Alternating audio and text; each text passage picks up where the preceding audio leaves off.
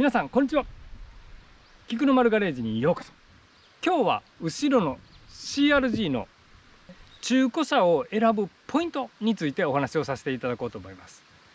私の動画を見て CRG の購入したっていう方結構多くいらっしゃって、私としては嬉しい限りなんですけども、責任も感じるので、もし私が今この時点で CRG の中古車を選ぶのであれば、こういった点に注意をするかなみたいな感じのお話をさせていただきたいと思います。また CRG をお持ちの方はですね、共感する点があれば、こういったところ共感したよというふうなコメントでもいただけると、私としては非常に励みになりますので、どうぞ最後までお付き合いください。よろしくお願いします。それでは早速お話に入ります。まず最初はこちらのシフトノブです。このシフトノブ、ちょっと形が変わったおしゃれな形状になっていますが、この中にプラスチック製の部品が使われていて、それが長年使っていると摩耗によってこのドアが開閉しなくなる恐れがあります。この車は問題ないのですけれども、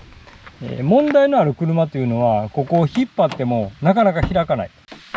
症状が出るみたいなので、もし中古車をですね試乗されるような場合は、まずこのシフトノブ、これがスムーズにドアの開閉ができるかっていうのも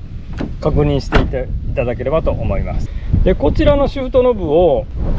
実際にディーラーに持っていくと非常に高いのですが、この車に関しては予防策を行ってます。それにかかる費用はナット代ですので数十円でできるんですけども、その対策というのも私は動画にしていますが、その対策をして今のところ全く何の不都合もなくきちっとドアの方は開閉するので問題はないのですけども、これをやれば確実に防げるという確証もないので、もしご参考にされる方はですね、自己責任でお願いしたいと思います。で、内装に行きます。この車は2シーターなので非常にドアが大きいです。で、ドアが大きいとどうしても狭い駐車場に行くと、今みたいに大きく開閉ができない場合に、ここに無理やりにこんな感じで乗り込むようになりますが、その時にどうしても体でシートを押しつぶすような形で乗り込むようになります。そうすると、この私の車もそうなんですけども、ここのバケットのところが擦り切れて外傷んでます。で、さらに足の入れるところも狭いので、ここなんかは塗装が剥げてるような状態になってます。この車は私を入れて2オーナーの車なので、前の所有者のことはよくわかってるんですが、身長が180センチ、体重が100キロを超えるような、すごい大きな外国人の方だったので、この車だとですね、もうやむを得ないというか、2ドアでバケットタイプのシートだとどうしてもここが傷んでしまうのかなっていう気がします。それと意外とこの車の弱点が足マットです。今この足マットのちょうどかかとが来るあたり、ここが傷んで穴が開いてしまうんです。で、私のこの車はホームセンターで買ってきたゴムを貼り付けて、あたかも最初からゴムがついていたみたいに補修をしていますが、結構ここがですね、穴が開いてしまっている CRG があるんじゃないかなと思います。同じ頃に販売されたインサイトも同じように穴が開きやすいと思います。この CRG の足マットに関しては耐久性が弱いなというふうに思いますので、この辺も確認してみてはいかがでしょうか。この CRG っていうのは内装が明るい基調になっています。それはいいのですが、明るいがゆえにシートなんかは意外とシミが目立つシートになってしまっています。このシートのシミというのもチェックポイントの一つにしてみてはいかがでしょうか。ついでなのでメーター周りを少しご紹介しておきます。で、キーレスエントリーになってますので、横にあるスタートボタンではなくって、横のこれなんて言ったらいいんですかね、スターターを回すような形ですね。スタートボタンにはなってないです。ちょっと回してみます。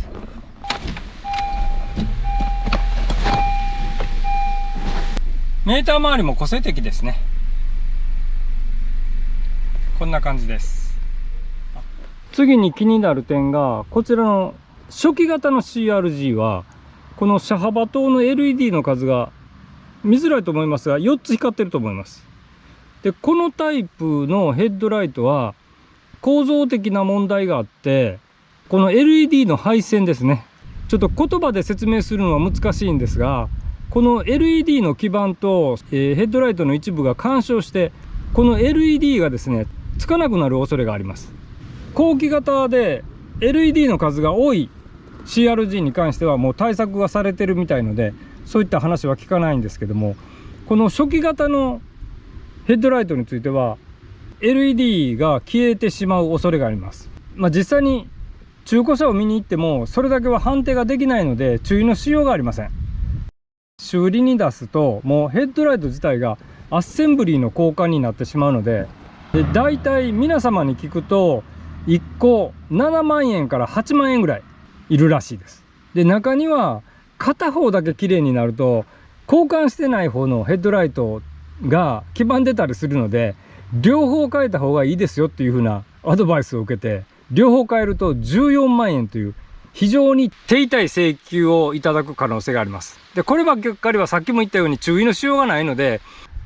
前期型にしか起こらない症状なので、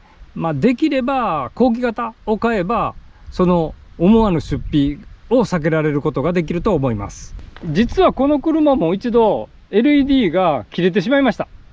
けど、それもですね根性があれば自分で修理をすることが可能です。でそのためにはヘッドライトを外してヘッドライトの空割りをする必要があるんですが、これはまずディーラーではやってくれないし、中には整備工場の方に持ち込むと空割りをやってくれる整備工場さんもあるようです。私の場合はもう自分でやりましたが、